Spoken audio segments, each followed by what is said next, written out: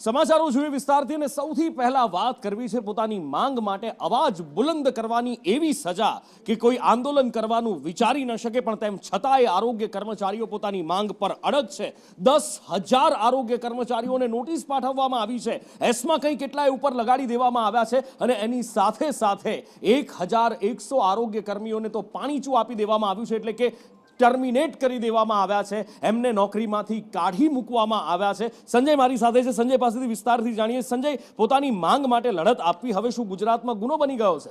તે જે પ્રમાણેની સરકારની કાર્યવાહી અત્યારે દેખાઈ રહી છે તે પ્રમાણે ચોક્કસપણે આપણે કહી શકીએ કે હવે જો કોઈ પણ આંદોલન થશે તો તેને કચડવા માટે સરકાર કોઈ પણ હદ સુધી જઈ શકે છે, કારણ કે આરોગ્ય વિભાગના કર્મચારીઓ છેલ્લા 10 દિવસથી હડતાલ પાડી અને આંદોલન પોતાની માગણીઓને લઈને કરી રહ્યા છે। તેવા 1,100 કર્મચારીઓને ટર્મિનેટ કરી દેવામાં આવશે, જેમાં કારણ ખાતાકીય પરીક્ષા હોય, સીસીસીની પરીક્ષા ના આપી હોય, એવા કારણો આપીને તેમને ટર્મિનેટ કરવામાં આવે છે। 10,000 કરતાં વધારેને નોટિસ આપવામાં આવી છે અને તેમની પાસેથી ખુલાસો માગવામાં આવે છે કે તમે હડતાલમાં ભાગ લીધો છે તો તેમને ટર્મિનેટ શા માટે ન કરવામાં આવે તેવો 5 દિવસની અંદર ખુલાસો માગવામાં આવશે। તમામ તાલુકા હેલ્થ ઓફિસર છે તેમને આદેશ આપી દેવામાં આવે છે કે તમારા વિસ્તારની અંદર જે પણ કર્મચારીઓ હડતાલ ઉપર ઉતર્યા છે તેમને તાત્કાલિક પાછા બોલાવી અને કામ ઉપર લગાવવામાં આવે, અથવા તો ના લાગે તો તેમને પાણીચું પકડાવી દેવામાં આવે।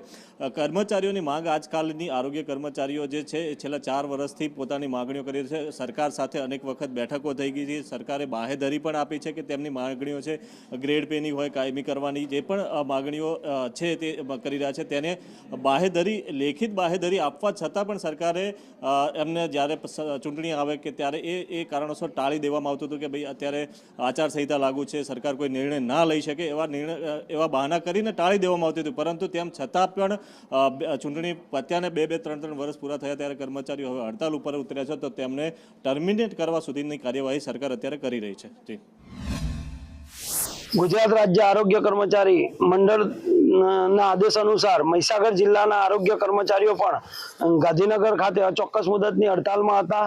ત્યાંથી કર્મચારીઓ સામે એક્શન લેવાની સૂચના આપવામાં આવી। ત્યાર પછી અમારા જિલ્લા વહીવટી તંત્રએ અમને 20 તારીખે ડાયરેક્ટ સેવા તૂટનો આદેશ કરી દીધો। પછી 21 તારીખે તેઓએ અમને નોટિસ પાઠવી, એક દિવસની મુદત, રવિવારના દિવસે એક દિવસની મુદત આપી 20 તારીખ મારી અને અમને નોટિસ પાઠવવામાં આવી અને ત્યાર પછી અમને આરોપનામું આપવામાં આવ્યું 22 તારીખે અને 5 દિવસની મુદત આપવામાં આવી। 5 દિવસ પૂર્ણ નથી થયા એ પહેલા અમને ગઈકાલે અમારા 292 કર્મચારીઓને છૂટા કરી દેવામાં આવ્યા। ટેકનિકલ કેડર અને ખાતાકીય પરીક્ષા બે અંગેનો અમારે સરકારશ્રી સામે મુદ્દો છે। એના માટે થઈ અને અમારે 2001થી ટેકનિકલ માટે થઈને તો 2001થી લડત ચાલુ છે સરકાર સામે, અને સરકારે એની કમિટી જે રચી હતી હમણાં 1 વર્ષ પહેલા, એ કમિટીમાં અભિપ્રાય પણ આપેલો છે અને કીધેલું પણ છે કે ટેકનિકલ કેડરમાં સમાવેશ કરવો આ લોકોનો, છતાંય સરકાર અમને ટેકનિકલ કેડરમાં સમાવેશ કરતી નથી। કેસમાંનો કાયદો લગાડી અને એને દબાણ અમને કરી અને હડતાલ સમેટવા માટેના સરકાર પ્રયત્ન કરે છે, પણ જામનગરથી લઈ અને ગાંધીનગર સુધીના 33 જિલ્લાના તમામ કર્મચારીઓ રોજે રોજ ત્યાં 5,000 થી 6,000 કર્મચારીઓ ગાંધીનગર હોય છે।